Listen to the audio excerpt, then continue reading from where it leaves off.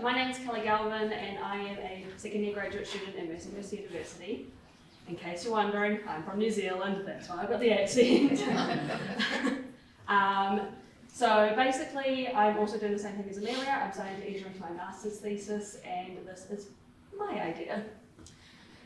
So basically, as Dr. Dirtblatt mentioned earlier, we had the case in Cascade Creek, and he had a lot of staining on his skull. And that kind of got me thinking, because Dr. Dirtblatt was also like staining equals a long time. I wanted to kind of see if I could prove that or disprove that. So as you can see, there's a lot of differential staining. From the photo earlier, you can see his skull, the posterior of his skull was sitting in the mud, so he had a lot more contact with mud and wet mud as well. So that is the reason for the staining here.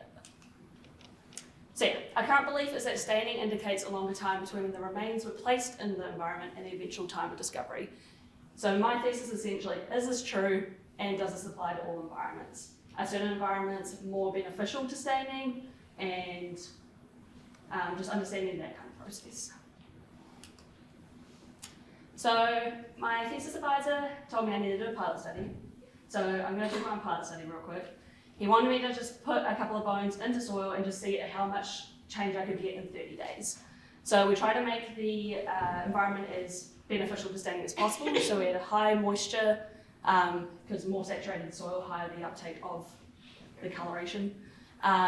We kept it at a relatively normal temperature, 24 degrees or 75 degrees Fahrenheit. And we used a very nutrient-rich soil from Lowe's. So we had some Miracle Grow garden soil. In this instance, I used a human femur from our skeletal collection. It was dry, but it was still fairly greasy because it hadn't lost a lot of its organic content after processing. I also used a pig tibia, and that one was defleshed, but fairly fresh. So it had little bits of flesh on there, just to give you an idea. So these are the bones. So to do my control, I put a little piece of duct tape on the bone to see if I could see a colour change around that area. As you can see, the pig tibia does have a little bit of flesh, but that exposed surface has been fully scraped down to remove the periosteum, which is the layer outside the bone. Afterwards, we had this result. This is pre-wet brushing, so this is kind of more delineated.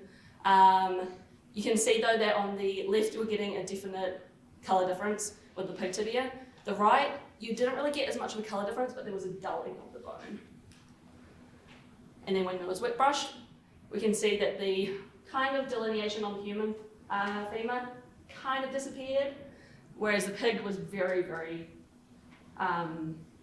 differential in its coloration after the staining, which is interesting, and I'll talk about that in a second. So my next steps is I'm going to be sectioning bone, or I have sectioned bone, and I have one human section for every 2 weeks for a 6-month period, and one pig section for every month. The human is more what I'm interested in, but we're using the pig as a control, although as you saw from the pilot study, the staining may be different between humans and pigs, so that could be a problem going forward.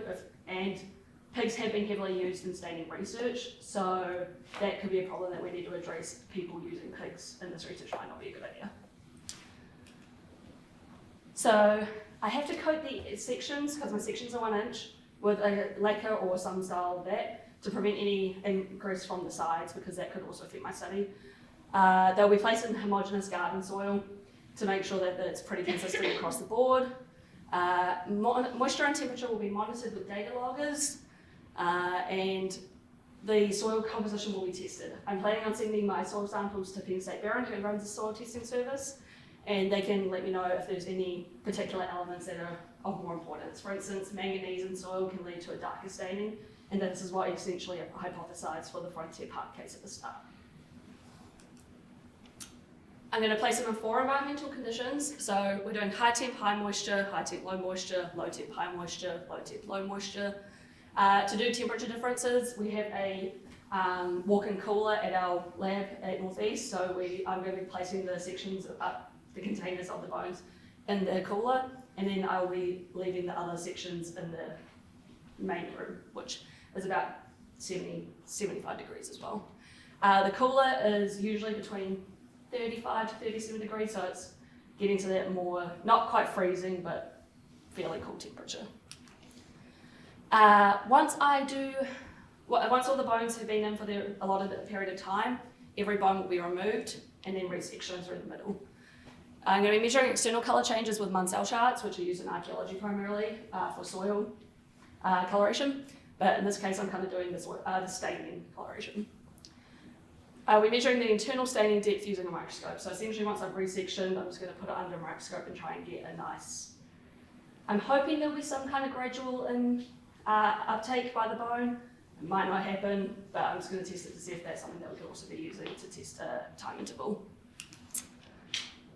I expect that moisture will be the most significant factor in staining, so even the low temp, high moisture might still be pretty good for the staining study. The pig bones did show significant staining based on pilot study results, so I'm not really sure if that's going to be super helpful, but kind of cover the board, make sure I've got all my bases covered. And I believe the human bones will probably only show a dulled appearance, but may not show significant staining in 6 months. However, this repair was a 7-month post-mortem interval between deposition and discovery, so it might be okay. We'll see how it goes. This is primarily, I'm just worried I'm going to have no results, but then no results are good results. And any questions?